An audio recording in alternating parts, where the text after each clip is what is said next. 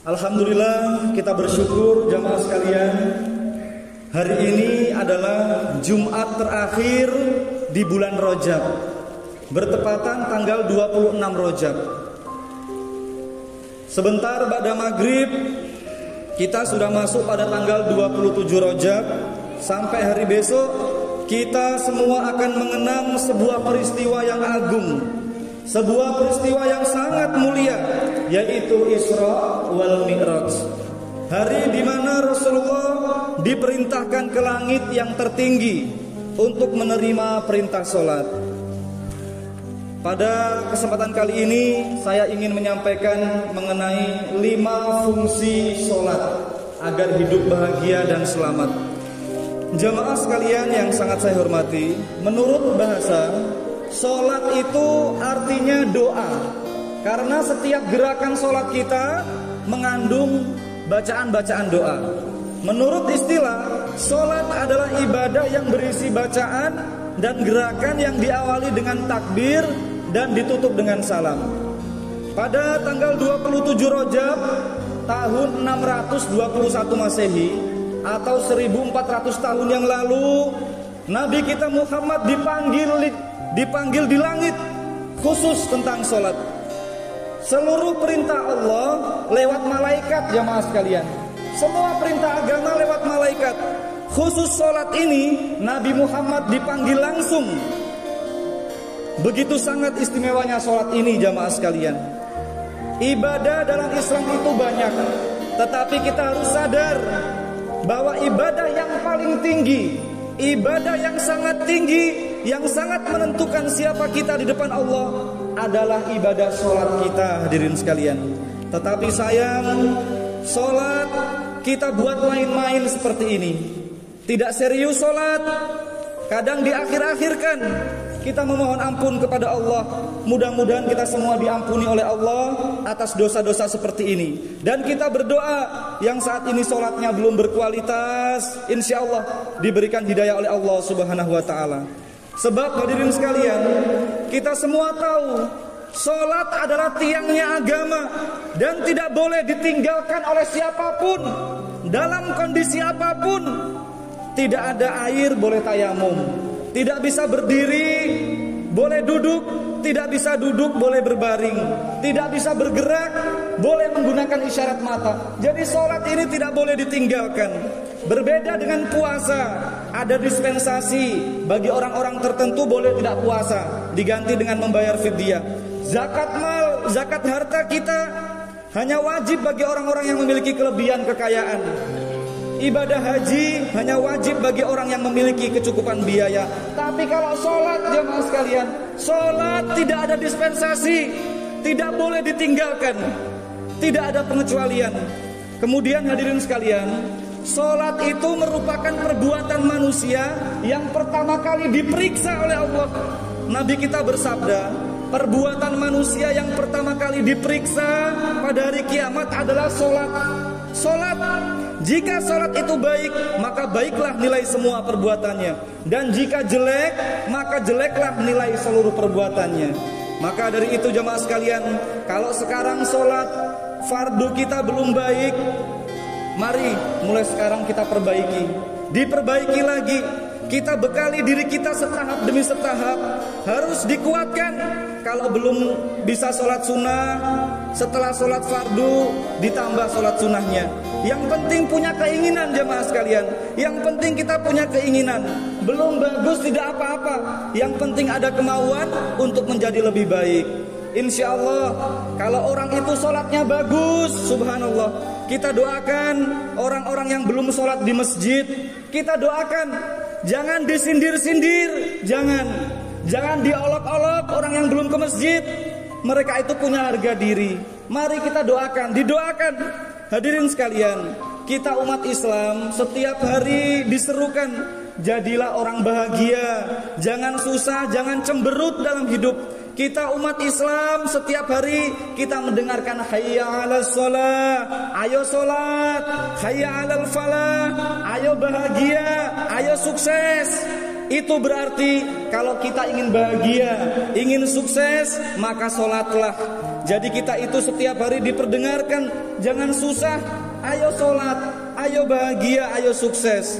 Jamaah sekalian, Ibnul Qayyim Al-Jauziyah mengatakan, sholat merupakan pengakuan dan syukur atas limpahan nikmat Allah, dan berfungsi melunakkan hati kita, menanamkan takut siksa Allah, malu, cinta kepada Allah. Fungsi sholat yang pertama, jamaah sekalian, meskipun khusyuk tidak khusyuk, sholat itu fungsinya adalah untuk menyatakan kita senang kepada pemberian Allah. Jadi fungsi yang pertama adalah syukur. Bagaimana kita tidak bersyukur, jamaah sekalian? Kita ini bisa takbir, kita bisa ruku, bisa sujud. Bayangkan jamaah sekalian, kalau kita semua sudah dibungkus kain kafan, kita sudah tidak bisa lagi sholat, jemaah sekalian. Walaupun kita sholat dalam keadaan lagi sakit, tapi tetap kita diberi kesempatan untuk bisa sholat. Itulah nikmat yang luar biasa. Kalau kita sudah dimandikan, jemaah sekalian, sudah dikafani, kemudian dikubur, sudah tidak bisa lagi kita melaksanakan sholat, tinggal penyesalan. Maka sholat itu syukur yang senang. Kalau ada panggilan sholat, ada azan, usahakan langsung segera. Kalau nanti kita tunda 5 menit, terus kita mati, bagaimana jamaah sekalian? Kemudian Allah bilang, kamu tadi aku kasih umur, kamu tidak segera gunakan. Maka dari itu mari kita gunakan mumpung masih ada umur. Jadi sholat itu adalah pernyataan syukur. Apalagi yang sehat seperti kita ini, subhanallah, kita masih kuat, badan tidak cacat. Ada orang cacat, dia rajin sholat, mumpung masih ada kesempatan. Allah sampai mengingatkan dalam surat Al-Kautsar, jamaah sekalian, inna a'toinakal kausar, sungguh kami ini telah memberikan kamu nikmat yang banyak. Al-Kautsar itu nikmat yang sangat banyak. Kita masih bisa melihat, diberikan nikmat mata. Saudara-saudara kita yang tidak bisa melihat masih ada kenikmatan yang lain. Ada orang sakit telinga, bayar puluhan juta. Kita semua masih diberikan kesehatan. Jadi mumpung kita ini diberi nafas oleh Allah, kita nyatakan syukur, kita nyatakan senang. Inna a'toinakal kausar. Allah mengingatkan kepada kita semua, jemaah sekalian, kamu itu yo ingat, nikmatku untuk kamu itu banyak sekali. Kamu itu jangan cemberut saja. Kamu itu yang senang, yang syukur dalam hidup. Jadi sholat itu mengingatkan bahwa kita ini menyatakan syukur kepada Allah. Makanya kemudian fasholli li rabbika. Kalau sudah syukur begitu, sudah nikmat begitu, fasholli, segeralah sholat, segeralah sholat. Tangan kita bergerak, kita angkat. Punggung tidak bermasalah, kita ruku. Mata bisa lihat, kita lihat sajadah. Jadi sholat itu pernyataan syukur, pernyataan senang kepada apapun yang diberikan Allah. Inna a'toinakal kausar fasholli li rabbika wanhar. Jadi nikmat kita ini banyak sekali, jamaah sekalian. Apa nikmat kita itu hanya uang? Bukan, jamaah sekalian. Apakah belum punya rumah itu bukan nikmat? Siapa bilang? Allah masih memberikan kita kesempatan menyebut nama Allah, masih bisa menyebut nama Nabi Muhammad. Kita semua tidak pernah melihat Allah, tidak pernah kenal Nabi Muhammad, tapi kita percaya dan yakin kepada mereka. Ada orang yang sampai sekarang kita kenalkan Tuhan kita Allah, tapi tidak percaya. Kita kenalkan Nabi Muhammad, tidak percaya. Kita bersyukur. Inilah nikmat yang sangat besar, jamaah sekalian. Semua itu nanti akan kita ketahui kalau kita semua sudah dimandikan, dikafani, badan kita terbujur kaku jadi jenazah, baru kita menyesal. Kaki kita cuci, subhanallah, senang. Akhirnya sholat menjadi proses penyembuhan, jamaah sekalian. Karena kita senang, apa ada obat yang lebih ampuh daripada rasa senang? Makanya ada orang yang sholat sampai 100 rakaat.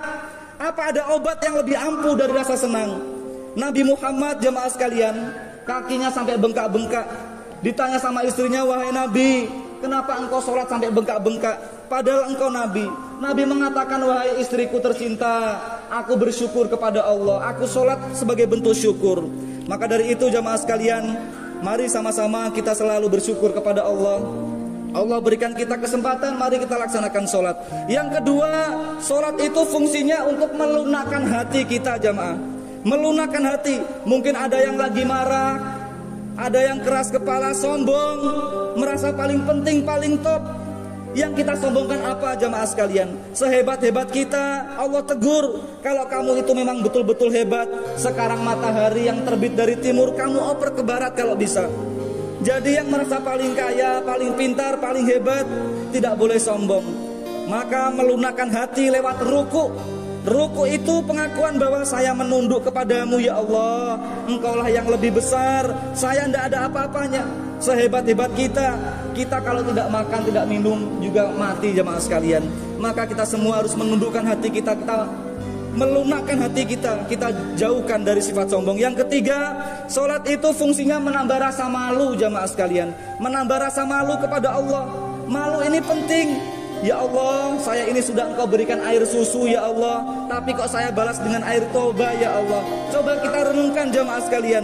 Setiap detik Allah itu selalu ingat kita. Kita selalu jauh dari Allah. Maka dari itu sholat ini fungsinya kita malu kepada Allah. Kemudian yang keempat jamaah sekalian, sholat itu menambah rasa khauf, rasa takut kita kepada siksa Allah. Takut akan siksanya Allah. Waktu itu kita sholat jamaah sekalian, kita merenungi, besok bagaimana saya ini ya Allah. Saya ini jarang istighfar, tobat saya tunda-tunda. Besok kalau mati terus belum diampuni bagaimana ya Allah. Ya Allah, bagaimana siksa kubur, siksa neraka. Hadirin sekalian, kita pernah kena air panas, pernah kena minyak goreng atau api yang kecil, itu panasnya belum ada apa-apanya daripada panas neraka yang 1 juta kali lipat. Jadi sholat ini menjadikan kita khauf, takut kepada Allah. Dan yang kelima jamaah sekalian, fungsi sholat menambah rasa roja, rasa optimis. Ketika kita sujud kita berkata, ya Allah, dulu Nabi Ayub sakitnya puluhan tahun, terus dengan Engkau berfirman langsung sembuh, apalagi sakit saya begini ya Allah. Kita sholat mendengarkan Pak Imam baca Al-Qari'ah, Mal-Qari'ah, ya Allah, gunung-gunung Engkau terbangkan ya Allah, sangat ringan ya Allah. Bagaimana dengan masalah hidup saya ya Allah? Tidak mungkin, tidak mustahil bagimu untuk merubah hidup saya ya Allah. Maka subhanallah hadirin sekalian, senang rasanya kita bisa mendengarkan kebaikan. Kapan lagi kita melembutkan jiwa kita kalau tidak melalui cara-cara seperti ini? Waktu kita sudah habis jamaah sekalian untuk bekerja, untuk hiburan, lihat di HP. Habis waktu kita untuk hiburan jamaah sekalian. Maka dari itu hati kita perlu asupan. Dan yang terakhir jamaah sekalian, kita boleh mati, tapi pastikan mesin pencetak pahala tak akan berhenti. Kita boleh mati, tapi pastikan mesin pencetak pahala kita tak akan berhenti. Maksudnya kita semua pasti mati, tapi ketika kita mati nanti pastikan bapak-bapak itu punya mesin pencetak pahala yang tidak akan berhenti, yaitu amal jariyah, yang itu menjadi mesin yang mencetak pahala untuk kita. Setiap kita datang ke masjid untuk sholat, bapak juga membawa infak sedekah di kotak amal. Bapak dapat pahala sholat, dapat pahala infak sedekah, pahala berjabatan tangan. Kebetulan tadi disampaikan mendekati Ramadan ada program pembuatan jalan masuk masjid. Inilah kesempatan kita untuk semangat infak sedekah, untuk pembuatan jalan sebelum Ramadan. Karena ini nanti akan menjadi mesin yang mencetak pahala, yang selalu mengirim pahala, mentransfer pahala ke bapak-bapak sekalian.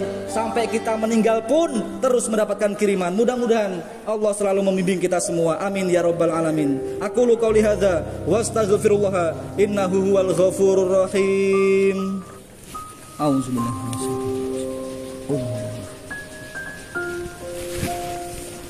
Alhamdulillahi haqqa hamdi, wassalatu wassalamu ala sayyidina Muhammad la nabiyya min ba'di, wa ala alihi wa sahbihi wa jundi amma ba'd. Ayyuhal hadirun, ittaqullaha haqqa tuqatih wa la tamutunna illa wa antum muslimun. Faqala innallaha wa malaikatahu yusalluna 'alan nabi ya ayyuhalladzina amanu sallu 'alaihi wa sallimu taslima. Allahumma shalli wa sallim wa barik alaihi. Allahumma shalli ala sayyidina Muhammad wa ala sayyidina Muhammad walhamdulillahi rabbil alamin. Allahumma ghafiril muslimina wal muslimat wal mu'minina wal mu'minat al ahya'i minhum wal amwat. Wahai Allah, jadikan kami, anak cucu kami menjadi orang yang mencintai sujud ya Allah, mencintai sholat ya Allah, memperbanyak sujud, dan jadikanlah sujud kami menjadi penyebab kami semua terhindar dari siksa kubur dan siksa neraka ya Allah. Wahai Allah, bantulah kami untuk menyempurnakan sholat kami ya Allah. Ampunilah solat kami yang seringkali solat hanya dengan kata tanpa nyawa ya Allah. Wahai Allah, bantulah kami untuk selalu ingat kepadamu, dan jadikan kami, keluarga kami tidak mengeluh, tidak berburuk sangka kepadamu ya Allah, dan selalu senang, ikhlas, ridho apapun takdirmu. Bantulah kami untuk tiada hari tanpa menyempurnakan ibadah dan akhlak kami ya Allah. Allahumma barik lana fi Rajaba wa Sya'bana wa balikna Ramadana. Allahumma ya Allah, berkahilah hidup kami selama di bulan Rajab ini ya Allah. Berkahilah hidup kami nanti di bulan Sya'ban ya Allah, dan sampaikanlah umur kami bisa sampai di bulan Ramadan dan merasakan Ramadan sampai selesai ya Allah. Rabbana atina fid dunya hasanah wa fil akhirati hasanah wa qina azabannar walhamdulillahi rabbil alamin. Ibadallah, innallaha ya'muru bil adli wal ihsan wa ita'izil qurba wa yanha 'anil fahsya'i wal munkar wal baghi ya'izukum la'allakum tadhakkarun wa la dzikrullahi akbar. Aqimis shalah.